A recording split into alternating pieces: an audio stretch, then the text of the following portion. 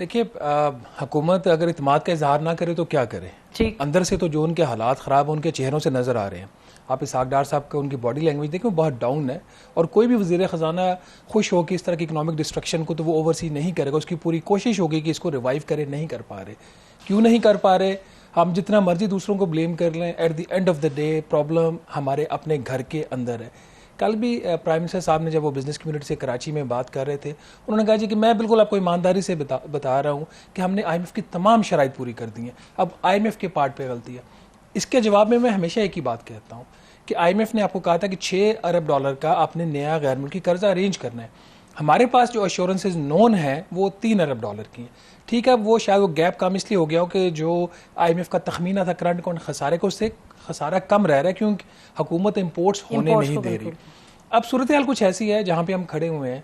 अगर आज भी स्टाफ लेवल एग्रीमेंट हो जाए, जिसका आपको पता है कि अभी कोई ऐसा हमें कुछ साइंस उसके नज़र नहीं आ रहे, अगर आज भी हो जाए तो इसमें लगता है कम से कम 1 से 1.5 माह, जब वो बोर्ड की मीटिंग कॉल होगी और बोर्ड प्रॉपरली उसको फॉर्मली अप्रूव करेगा।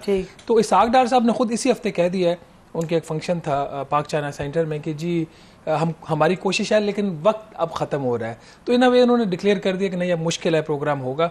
सवाल फिर ये पैदा हो जाता है कि फिर हम यहाँ से आगे कैसे बढ़ेंगे। अगले माली साल में $25 अरब की गैर मुल्की अदायगियाँ हैं, $12-14 अरब का रोल ओवर्स भी हैं, लेकिन फिर भी नेट कोई $10 अरब अपने वापस करने हैं। उसके साथ करंट अकाउंट खसारा अगर आप जीरो भी कर लें तो ये तो $10 अरब आपको नेट चाहिए होगा ना, अगर आपके रोल ओवर्स हो भी जाते हैं।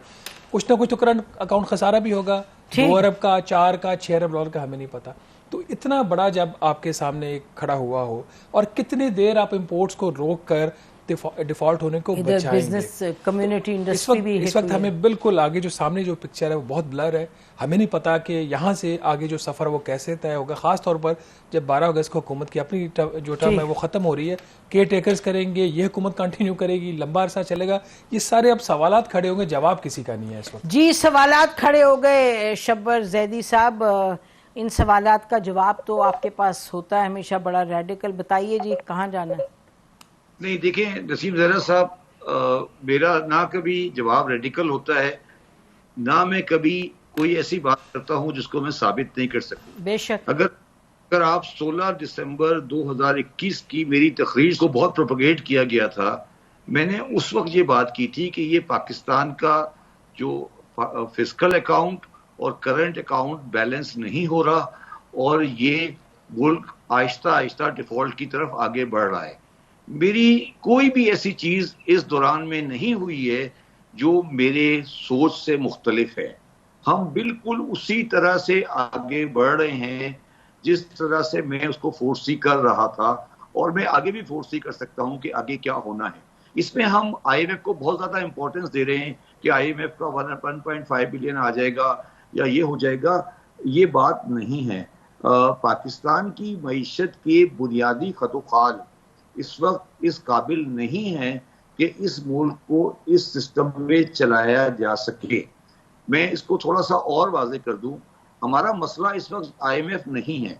हमारा मसला IMF के साथ ये नहीं है कि IMF आ रहा है या नहीं आ रहा है। IMF के साथ हमारा मसला ये है कि IMF आपके आगे आने वाले दिनों में मदद करने के लिए तैयार है, मगर उससे पहले आप थोड़ा सा सच बोल लें और अपनी अना को, अपनी बिला वजह की एरोगेंस को और अपनी नेशनल खुददारी जिसे हम सो कॉल कहते हैं उसको नीचे रख के ये एक्सेप्ट कर लें कि ये हमसे नहीं चल रहा।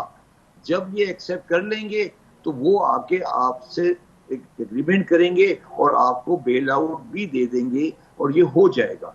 हमारा मसला ये है कि हम पिछले 8 महीने से, जिस वक्त ये गए थे IMF वाले, उस वक्त भी मैंने ये कहा था कि ये बैलेंस नहीं हो रहा।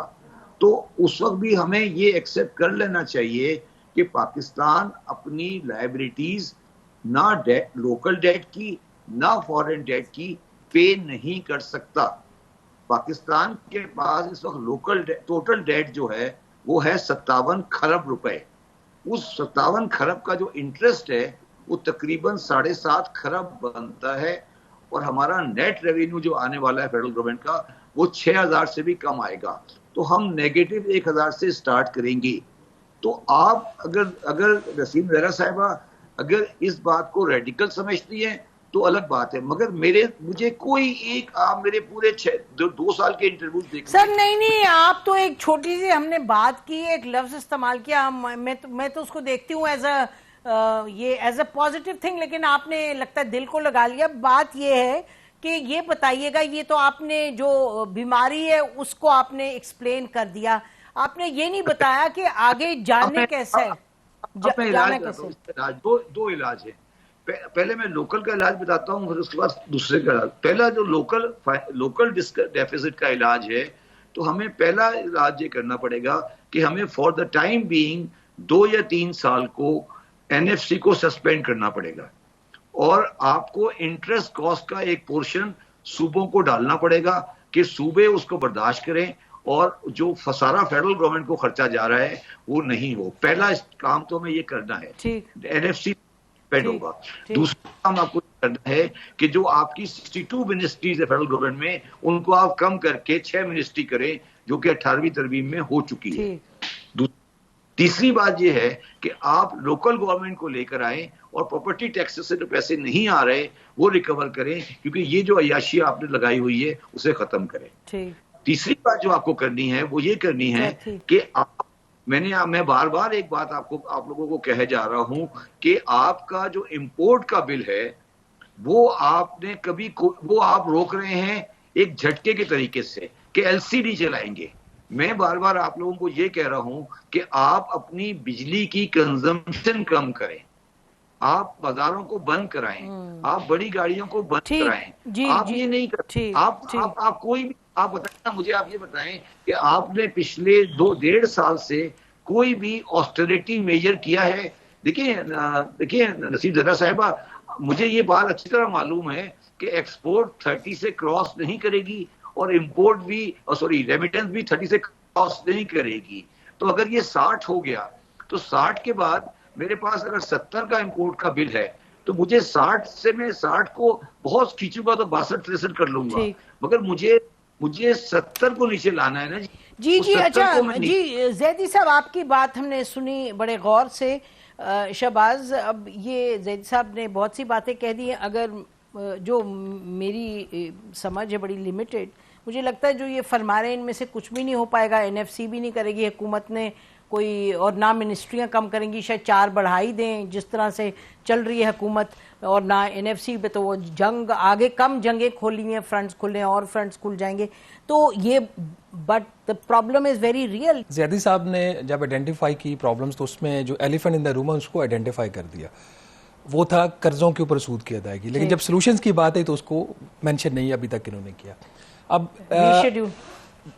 प्रॉब्लम यह कि अगले माली साल का मिनिमम जो बजट है एस्टिमेटेड, अभी अप्रूव नहीं है, प्राइम मिनिस्टर तो और उसको बढ़ाना चाह रहे हैं, 14,600 अरब रुपए का जो अब प्रपोज किया फाइनेंस मिनिस्ट्री ने, 14,600 अरब रुपए का बजट इस माली साल से 52% ज्यादा। अब उस 14,600, ये तो इलेक्शन बजट होगा कि सब नहीं, उसमें अभी जरा दिखे ना डिटेल में, ये तो गालियां ज्यादा खाएंगे और इनको फायदा कम होगा।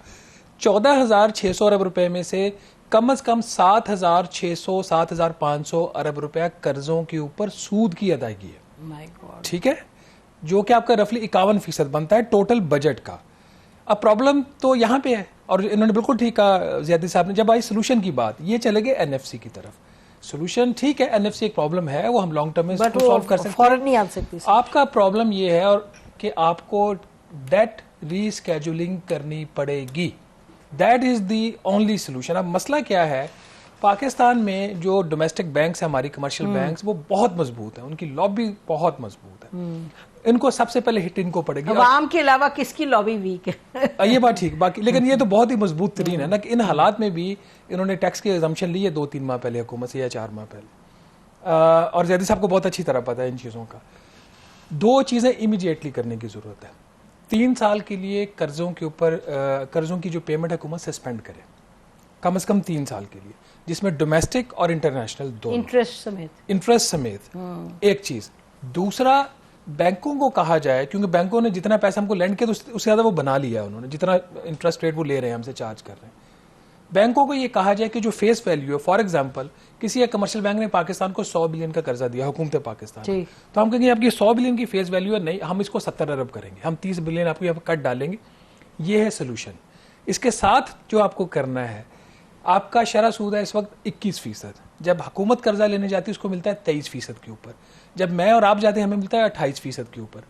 तो ये जो 7500 अरब रुपया सूद है ये इसलिए है कि यहाँ पे अब 23% पे आपको कर्जा मिल रहा है, और पीछे भी आपने कोई 17% भी लिया, कोई 15% भी लिया। हुकूमत को अगले 3 साल के लिए कम अज कम जो शरह सूद है उसको फाइनेंशियल प्रेशर करनी पड़ेगी। वो जो 7% कर ले, 10% कर ले, मुझे नहीं पता, इकोनॉमिस्ट बेहतर बता सकते हैं, क्योंकि शरह सूद बढ़ाने से आपकी महंगाई पे काबू नहीं पाया जा सका और ना जाएगा। क्यों? प्राइवेट क्रेडिट पाकिस्तान में ज्यादा नहीं है। सारी बैलेंस शीट तो जो बैंकों की है 60-70% वो हुकूमती कर्जों में लगी हुई है। तो अब कर ले, आप 30% भी शरह सूद करके देख लें क्या होगा। ये काम अगर हुकूमत करेगी तो मसले हल होंगे। ये जो बात कर रहे हैं शब्बर जैदी साहब, वजारतें कम कर दे, बिल्कुल कर दे, मैं इसके हक में हूं। लेकिन होंगी नहीं ना, आपको भी पता है, मुझे भी आप पता है। एक और काम करें ना, अभी वर्ल्ड बैंक की रिपोर्ट आई है 2 माह पहले कि उन्होंने कहा है कि वो वजारतें जो डिवॉल्व हो चुकी हैं, वो सब्जेक्ट उसका जो है उसके ऊपर सालाना कुछ 750 अरब रुपया हुकूमत खर्च कर रही है। वो सब्जेक्ट जो डिवॉल्व हो चुके हैं सूबों को, वो तो बंद कर देना। चले आप बाद में वजारतें बंद कर लीजिए, खर्चे तो बंद कर दीजिए।